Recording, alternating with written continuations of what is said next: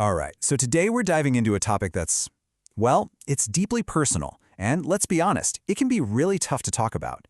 But we're going to explore it through a pretty unique spiritual lens. We're going to look at euthanasia, not from the usual medical or legal angles, but from a viewpoint that really asks us to rethink what life and death are all about. I mean, think about it. This is a question every single one of us has to face, right? For ourselves, for the people we love. It's this universal human thing, and how we choose to approach it, that says so much. It really gets to the very heart of what it means to be alive.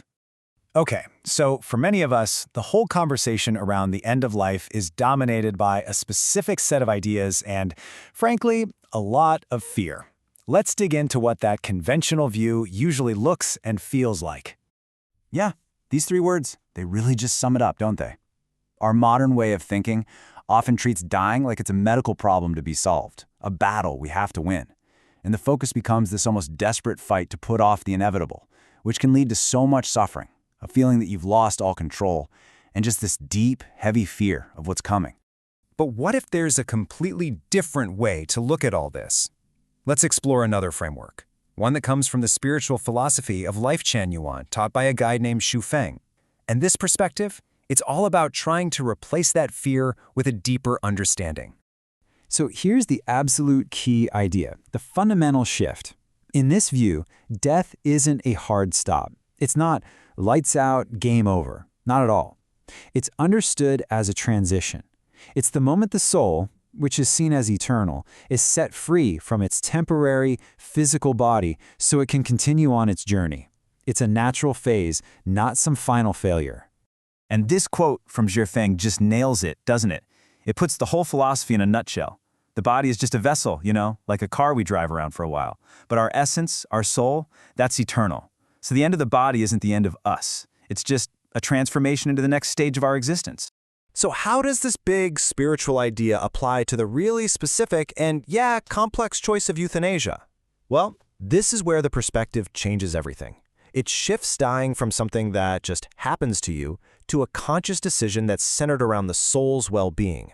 What's so striking here is just how different these two mindsets are when you see them side by side. On the one hand, you've got the conventional goal, prolong physical life, sometimes at any cost, even if it means more and more suffering.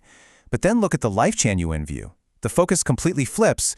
The priority is no longer the body's timeline. It's the soul's dignity and peace. The goal is to make sure the transition is as calm and graceful as possible.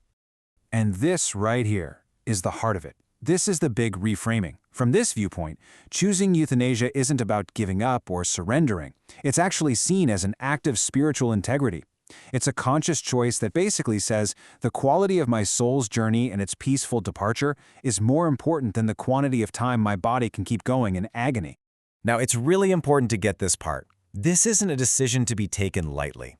The Lifechanyuan perspective lays out some very clear conditions. First, a terminal illness, meaning the body is just not a sustainable home for the soul anymore. Second, unbearable suffering, where the pain, physical or mental, is so great that a peaceful existence just isn't possible. And third, and this is the most critical part, it has to be a clear, conscious, and self-aware decision made by the individual themselves.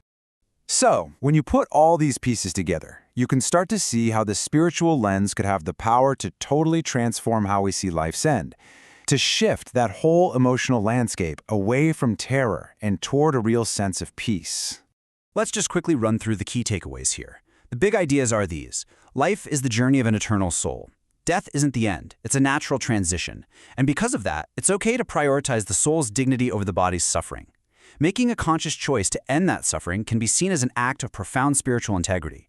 It's really about letting acceptance take the place of fear. And so I'll just leave you with this final question to think about. Whatever your personal beliefs are, this perspective challenges us to ask, what if we reimagine the end? What if it's not a final terrifying stop sign, but maybe just a doorway to the next part of a much, much longer journey? Thanks for exploring this with me.